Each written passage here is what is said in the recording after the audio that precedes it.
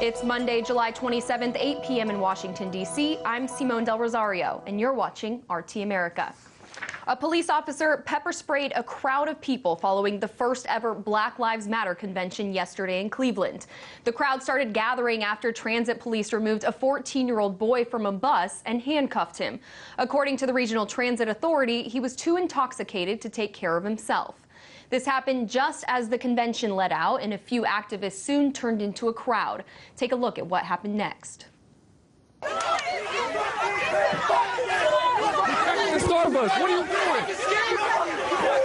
Now, multiple people were pepper sprayed on scene. Cleveland RTA says the officer used pepper spray in an attempt to push the crowd back that was blocking the police cruiser from transporting the team to an ambulance to be treated and released to his mother. The incident is under investigation. I spoke earlier with Mathew Fogg, a retired Chief Deputy U.S. Marshal and advocate against racism. I asked him, as someone with an extensive law enforcement background, what stood out to him most when he watched the video. Well, it just sort of seemed random, like the officer was just spraying people randomly with no sort of direction. Why was he doing it? So that's what popped out at me at first. It almost seemed like, you know, it was like, what was he thinking? Why was he spraying them just like that? It seemed to have escalated, but one of the things that the protesters were saying to media after was it started with just a few activists questioning the officers. Why is this boy handcuffed? They wanted to know, of course, with growing scrutiny and growing concern after Sandra Bland's arrest. So this was all about this boy being handcuffed, I believe. Right. So why was the boy handcuffed if he was too drunk to take care of himself? Right, and I'm not sure because I wasn't there, but I mean, normally if an officer handcuffs you, they're just trying to restrain you, keep you from maybe attacking them or whatever, by not being there. But apparently the folks that were there saw what was happening and they were questioning it. It didn't seem like it was an incident that maybe they didn't believe he needed to be handcuffed. But the fact that the officer started spraying people, pepper spraying folks who were just asking questions. We're trained in our training that people are going to question us. People are going to ask sometimes. Now, clearly you have to secure the location. You got to make sure your security is utmost, the security of the people around you.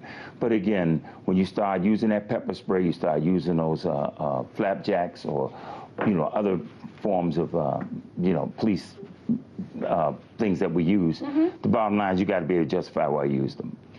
The RTA, as you mentioned, said that he used pepper spray to try to push back the crowd, and they say to, quote, to no avail.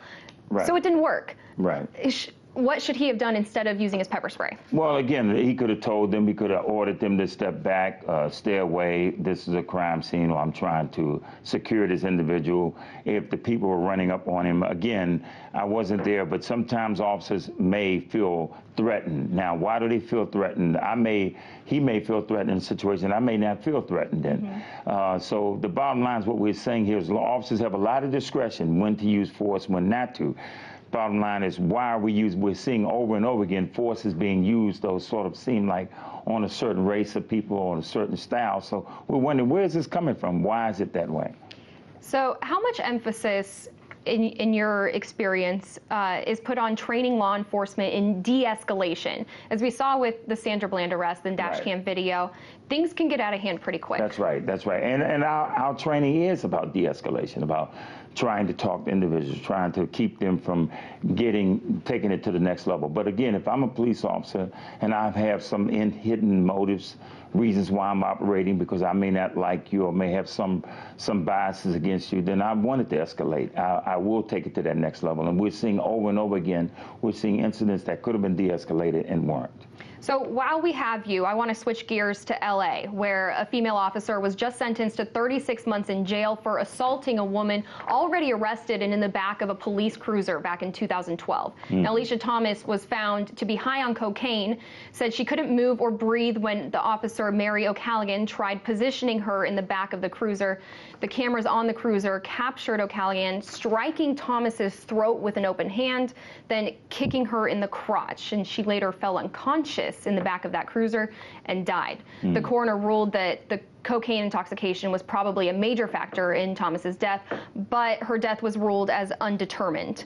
And a jury said the video played a huge role in them finding O'Callaghan guilty of assault and serving this 36 months in prison. So what does this case tell us about holding officers accountable for their actions, and of course in the future and now, what is video playing in a role? Well, in that? video is playing a very important role. I call it a game changer, and that's why when you talk about cell phones, videos in the cameras, dash cams, all of this is a game changer, because now the public is getting a chance to see, and even other officials are getting a chance to see other than what the officers are putting down in their reports. Our training a lot of times teaches us, in one way, it's teaching us how to protect ourselves. In another way, it's also teaching us how to maybe skirt around the truth of a matter.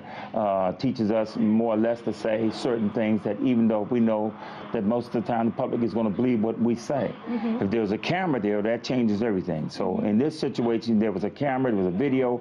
People could scrutinize it, look at it, and determine what they thought was the real reason why what occurred. Well, and this was clearly ruled as a felony crime, but there are instances in some of these arrests that we're seeing a full picture of where maybe a felony crime wasn't committed, but perhaps the officer could have done something better. Will they be held accountable because of these videos within their departments? Well, and that's right, and it should be. That's what it's about. Even if it's not a felony, even if it's not a crime, it should be. It may be a violation of policy, procedures, rules. That's what you got the internal affairs for. That's what we can scrutinize our operations. A lot of things that we talk about, we discuss in our procedures. Don't do this, do this. Be very cognizant. Always remember the public comes first, public safety. So these are all the things we talk about. And if we see something on camera that we say, well, it really wasn't a crime per se, you know, to be charged with, though the organization can take an administrative action against the person. Great. Mathew Fogg, retired Chief Deputy U.S. Marshal. Thank you so much for your time. Thank you.